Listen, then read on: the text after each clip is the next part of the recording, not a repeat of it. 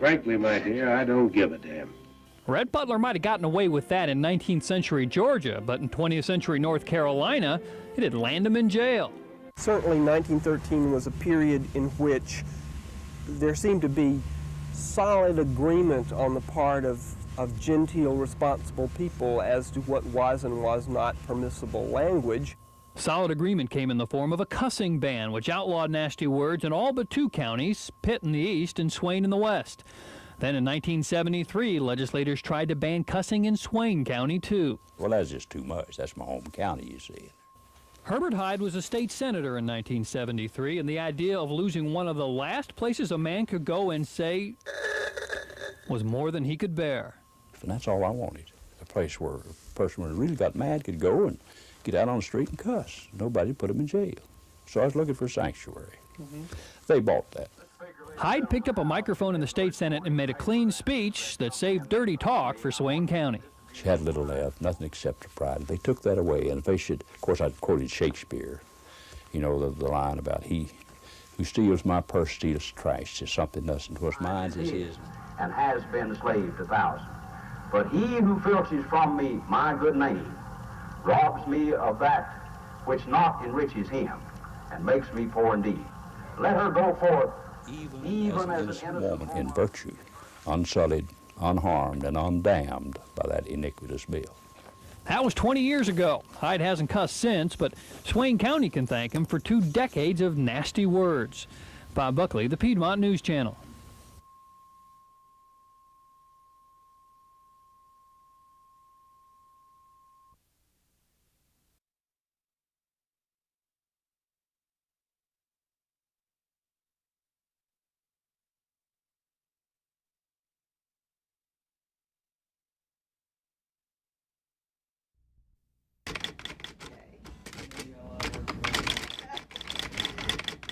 After 9/11, Craig Arnold knew what he had to do. We were planning on getting married on January 26th.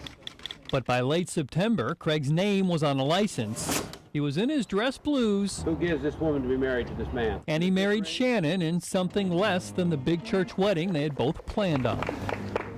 Later, Craig packed up those dress blues and headed for Afghanistan. There's a fear of everything over there. I mean, it's every day you're still going out. It's not a training mission. You're going out and you're doing a mission in a hostile environment, and that's every day. The fear found its way across the ocean. Do I worry? Constantly. In September of last year, Shannon worried by herself. I do this about once a month. That's She packed boxes to send to Craig in Afghanistan. This is an audio tape that I did. It's a voice letter, and it's got the baby's heartbeat on it. The baby Craig found out he and Shannon were going to have just before he was deployed. Although Craig couldn't watch his own baby grow while he was in Afghanistan, he could soothe his parental pangs during his missions. We did not ever visit any village that was hostile openly to us. They were always happy. Kids come running out, smiles, because they knew we were bringing stuff for them. We also have bubble gum. Stuff that Shannon and her mom were putting in those packages each month back home. He loves doing his missions, but he's so ready to come home. They're all ready to come home from what I understand. Craig almost didn't come home. One night on patrol, his Humvee struck a landmine and Craig and the other soldiers had to fight through the confusion and the darkness. You want to know what else is going to be involved with this? Is it part of an ambush? Are there going to be people on the side of the roads? That kind of thing. And also you're trying to find out how many people in your truck are still combat ready. The Humvee was the only major casualty of that incident, and Sergeant Arnold made it home just in time to see Ashley be born. This is what Sergeant Arnold went across the globe to fight for, Ashley and children just like her in Afghanistan. When you see the kids smile and when you see the adults start to relax a little bit around you, then that's when you're like, hey, I did something good. And now Sergeant Arnold is packing again, this time for Iraq. His unit is due to leave any day now.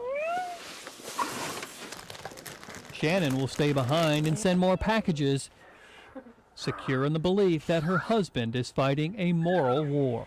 Everybody thinks that these guys are going over to fight for oil, which is not the case. They're fighting for our freedom, and that's the biggest misunderstanding with what's going on, and everybody wants these guys home, but if they're here, then who's protecting us?